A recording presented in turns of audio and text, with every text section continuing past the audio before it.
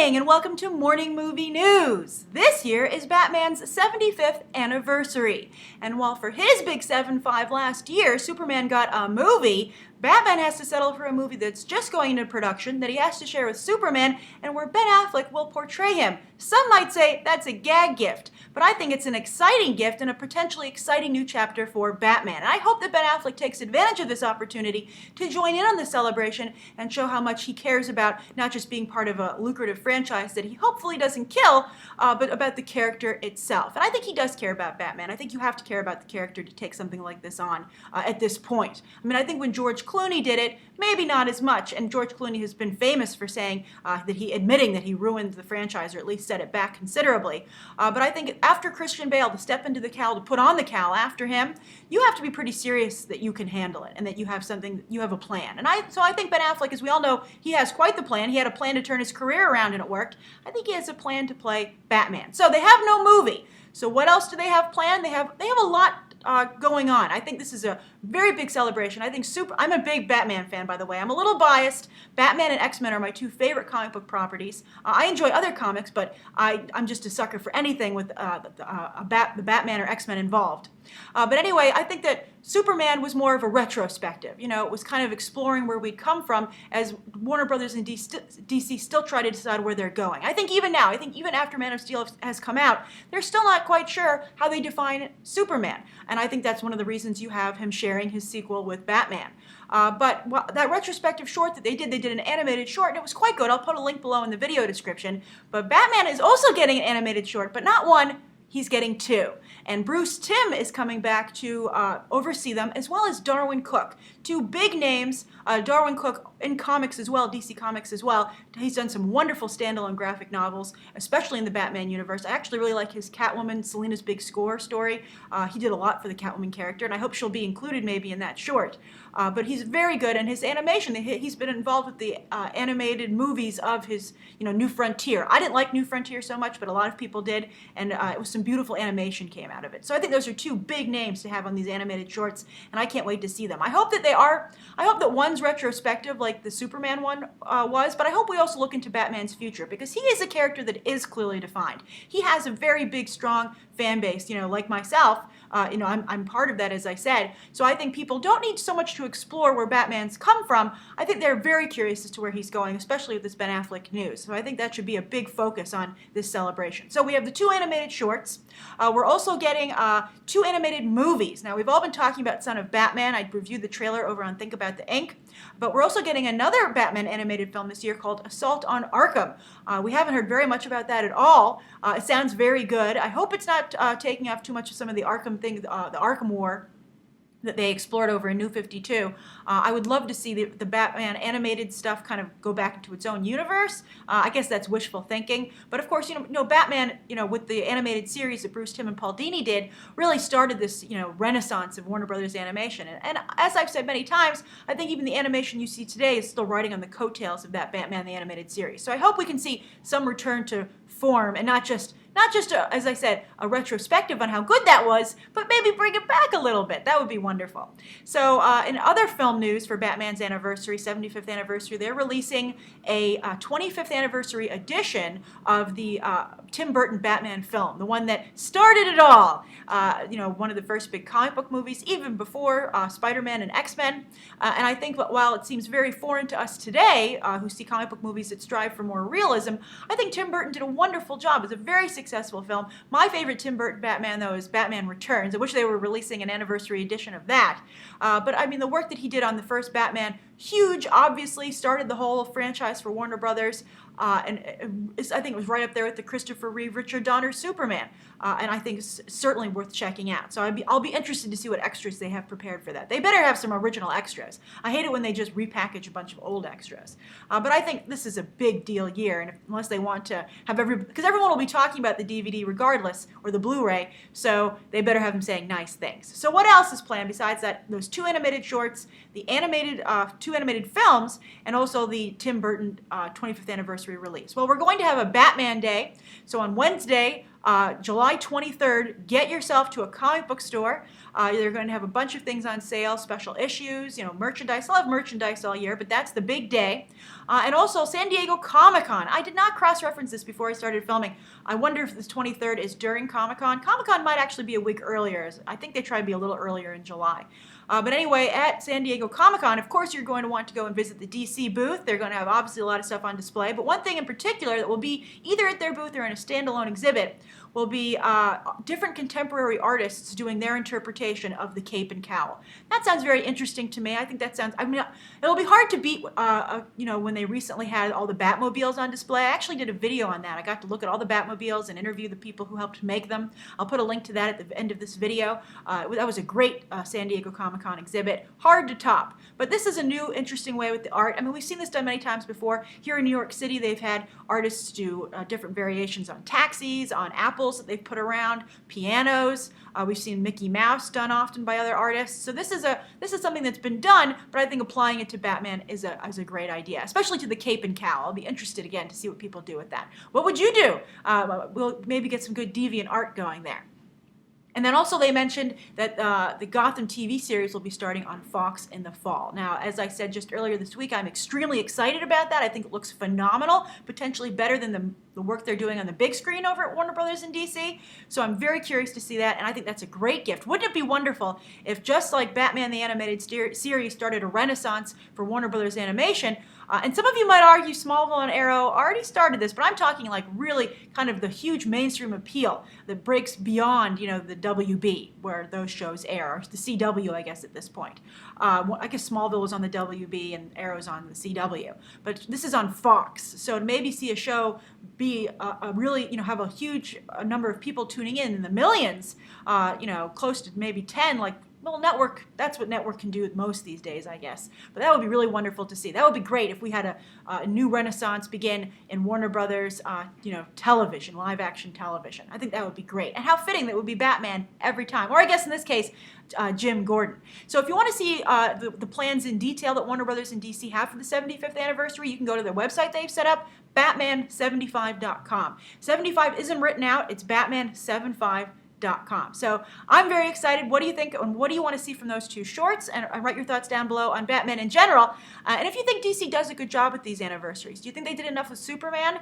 And do you think maybe that character was a tough sell, even for a 75th anniversary? All right, so that's the first story of the day. The second story of the day is that we finally got some news on Big Hero 6, casting news. And I'm a little torn on it. On one hand, I think TJ Miller is a very funny comedian. I'll put a picture of him up here so you know who I'm talking about. And you might notice, as soon as this picture has gone up, that TJ Miller is not Asian. He's playing a character who is Asian in the comic. It's a relatively new character to Big Hero 6. His name is Fred, or Fredzilla, because he's an aspiring filmmaker, and he turns into a Godzilla-type creature. Obviously a reference to Japan, and Godzilla starting out there. What a year for Godzilla! Apparently, he's not only getting his own movie, they're re-releasing the original film, he's getting this new one with Bryan Cranston, and he'll be referenced in Big Hero 6. I think that's very interesting. You will see him stomp a lot of Tokyos, or San Francisco, I guess, in this case. But the character in the comic, as I said, is Asian. Actually, even more interestingly, he's Ainu, A-I-N-U, and that is the indigenous people to Japan and Russia. They're in the same region, but definitely of Asian heritage. And so to have a white actor doing the voice, I hope that he is still animated to be Asian. I'm really curious to see if Disney ends up shooting themselves in the foot here. They're trying to do, I think, a real mashup here of Eastern and Western cultures, of Eastern and Western animation, and perhaps of Eastern and Western people. If this team is a diverse mix of people, I guess it's okay to lose a few characters, but I think it would have been nice to make maybe Fred a Latino. I don't know. TJ Miller, and also TJ Miller has a very white guy voice. I think he also does a voice in How to Train Your Dragon. He's a very funny comedian. I like him a lot. I saw him in She's Out of Your League, with Jay Baruchel. Very good movie, very underrated movie. And he's in that film. He's also in the new HBO Silicon Valley series from Mike Judge. So I haven't checked that out yet. But, I like TJ Miller's work. But again, it's like having Mulan, or the characters in Mulan voiced by, white actors. I mean, I guess to some degree with Aladdin they used white actors to do those voices, and so that was whitewashing behind the camera as well. But I think back, I'm not sure. I think even then it would have been nice, I think, to have correct ethnicity casting. But I guess, especially today as we're more aware of who is behind the voices, that, it's important. I don't know. I'm surprised. And I also, as their first casting announcement, I think that's what the big problem is, wondering like, well, are you going to hire any Asian actors? I mean, Hiro Hamada, that kid, that voice actor, whether it be a child or an adult doing a child's voice, if Hiro Hamada is not an Asian actor, I'm surprised. Does this affect, how do you guys feel? Is this a non-issue to you? Will you see Big Hero 6 no matter what? Do you care as long as the characters are Asian on screen, or do they not even have to be Asian on screen? I thought that Hiro might be mixed race. He might be, Anglo-Saxon or Latino, or Caucasian or Latino and Asian. I thought that was actually a very good way to go. But this is just straight Caucasian. So I'm curious to how you guys feel. Do you think this is an issue? And do you have a character who is supposed to be originally Ainu in the comics, indigenous to Japan, becoming indigenous to, I guess, the Valley? Although, as I said, all respect to T.J. Miller, I think he's a talented comedian. All right, so that's the second story of the day. The third story of the day is how movie theaters are continuing to evolve to try and make sure that you come back instead of seeing movies at home. So they've been doing a number of things. For instance, they've been introducing fork and screen in a number of theaters. That's what AMC calls it. They have Alamo Drafthouse has this. This is where they have waiter service, and you can just ring for a waiter or waitress, and they will bring you food to your seat. And you have a very big menu. You can get dinner there or appetizers. It's not just popcorn or a hot dog or pizza, as is typical at most movie theaters these days. Although this seems to be starting to become the norm. So that was kind of the area they moved into first. And also they had to have liquor licenses because they have alcohol at those theaters as well to enjoy with your dinner. And the reason this comes up is that CinemaCon is going on right now, and that's the industry event. We talked about Universal's presentation there the other day, and that's for theater owners. The studios trying to get theaters excited about their movie. Put it on the biggest screens. Book a whole bunch of theaters for it. It's going to be big. And so one of the discussions that's come up there is, liquor licenses, and this is a fine line. You don't want people getting drunk in the theater, and they're talking about having to watch that people don't buy alcohol and then hand it off to an underage person once they get into the theater. So they're talking about watching people from closed circuit cameras in the theater to see what they do with their drink. I mean, are you going to watch them through the entire movie? That just seems implausible to me. I mean, you're just going to have to trust people. I mean, it's difficult because you're basically creating a bar where people of all ages can go into. Most bars, if you can't drink, you're not an adult, you have no business really being in there.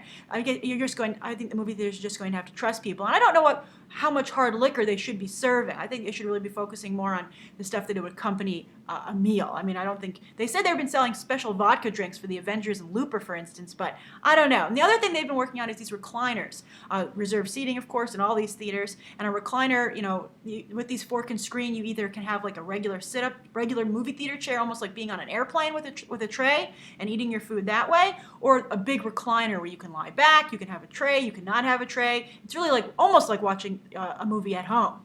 So that's been going on. But then also something else you might not have heard of is that Danny Meyer, a big restaurateur here in New York, he created Shake Shack. That's I think his biggest, most mainstream brand to date. A lot of very nice restaurants, high-end restaurants here as well. But also Blue Smoke, which is also beginning to become a franchise, his barbecue place.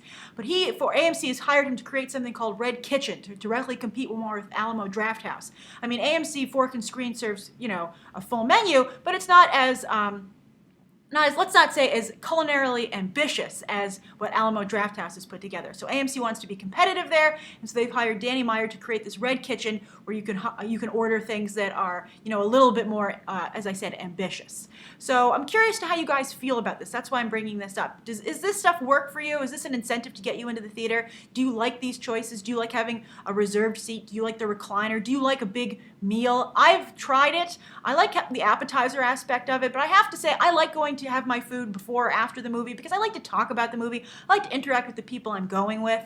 I feel that when you just do everything in your movie theater seat, it's very isolating. And I also, when you're in the dark, it really I know there are those restaurants where the whole thing is you're supposed to eat in the dark, but it's really a weird experience. You can't quite tell what you're eating, and I think people underestimate how much visuals are an important aspect of the dining experience. So I like being able to maybe have, as I said, the appetizer portion is good. But otherwise, I don't know. I think I would not maybe partake in this as much as other people are. But I know Alamo Drafthouse is very creative. And for instance, they did a Lord of the Rings marathon where they had food throughout like the 8 or 9 hours that correlated with what you were seeing on screen. That's pretty interesting. Like if they were eating a big feast, they served a feast-like dinner at Alamo Drafthouse. So that's kind of clever. But as I said, I don't know. I think some of these ideas are good. I like the reserved seating. I like the recliners. I like the waiter service to some degree, although I've been to that theater and having the person walk in front of the screen is not great. And it takes you out of the movie to place an order. But I think that it's interesting that movie theaters are being more aggressive. But I think if they just kept it clean and quiet in there, they'd be surprised at how far that could go. So tell me what you guys think of that story. Now I want to get to the viewer question. This is from, let's see, Hatijay. She says it's like Mockingjay, but more exotic. Hatijay says, question. I'm currently trying to produce, and this is from a few episodes ago, so Hatijay, I'm sorry I took so long to get to your question, but I did. And she says, I'm currently trying to produce an animated film. I personally love 2D animation and would like to see my film made that way. But the industry has become so crowded by 3D animation in recent years, and that makes me feel like there isn't a place for 2D anymore. Where do you feel 2D is headed? Is it time for it to retire? Well, Hattie J, I feel that it's great that you want to make a film, and I would actually consider making it in 2D because, forgive me if I'm wrong, but if you don't work for a major animation studio and you're not going to have that kind of distribution and publicity power behind you, you're going to have to compete in the festival circuit. And I think they're going to be very open to 2D animation. You see that the Academy makes quite an effort to nominate 2D animated films for the Best Animated Feature Oscar. They really try and bring in other forms of animation, and they are, even though they vote with the box office, they don't vote that way for the nominees, vote for the winner. That was something we talked about this year, that they seem to, I think a lot of Academy voters don't go to see these animated movies. They don't even watch the screeners they're sent, so they just vote with the public opinion, which I think is a mistake, because I think The Wind Rises, as I said many times, was robbed. I thought Frozen should have gotten Let It Go, but let me let it go and let's move on. So Hattie J, I would say for your purposes, as someone who's trying to maybe get recognized by a big studio, get your film out there, do well on the festival circuit, I think that the way to go would be 2D animation. I think 2D animation is retreating into that area. It is a specialty market medium at this point. I think that you're not going to really see any of the big mainstream animation houses working with it, and it's not going to be very competitive at the box office. But it will stand out, and I think that it will do well in the specialty market because of the audience that still exists that wants to support it. So, and also I think 3D animation is very expensive, very difficult to do and to do well, and I think it would be hard to do it at a beginner's level. So why try to compete with people who have hundreds, tens and often hundreds of millions of dollars to sink into their budgets for these computer animated movies, when I think you can really do something charming with 2D. So 2D isn't dead. I don't think it will ever retire or ever go away. I think it's not commercially competitive anymore. But again, for someone starting out who's producing their first film or one of their first films, and again, forgive me if I've made too many assumptions, but for someone as I assume is at your level, I think 2D is a great way to go. And I think it's going to really, it has a warmth to it, and I think that'll be really appreciated by the people that you need to see your film. And I love it, and I still hold out for hope for that Paperman technology, but Disney has confirmed that it's just too far away to even be considered using for an actual feature. Even for their 2018 film, Moana, that they have planned. I'll be giving you more news about that shortly. That's their Polynesian princess that they have planned, but they said that technology isn't even ready for that film coming out in 2018. So hand-drawn, it may return someday. I hope it does. I think a lot of people are pulling for it, but that day is far away. And so as I said, it's relegated to the specialty market, and for people I think who want to make their mark, and then maybe you can jump into 3D later. And if you do want to get to the big animation houses and to compete at the box office level, of mainstream filmmaking, you will eventually have to move to 3D. So why not enjoy 2D while you can? So I hope that answers your question, Hattie J. Thank you for asking. Thank you everyone for tuning in, and you can write down below what you'd like to see covered on Monday, any questions you might have, and you can check out some more episodes right now.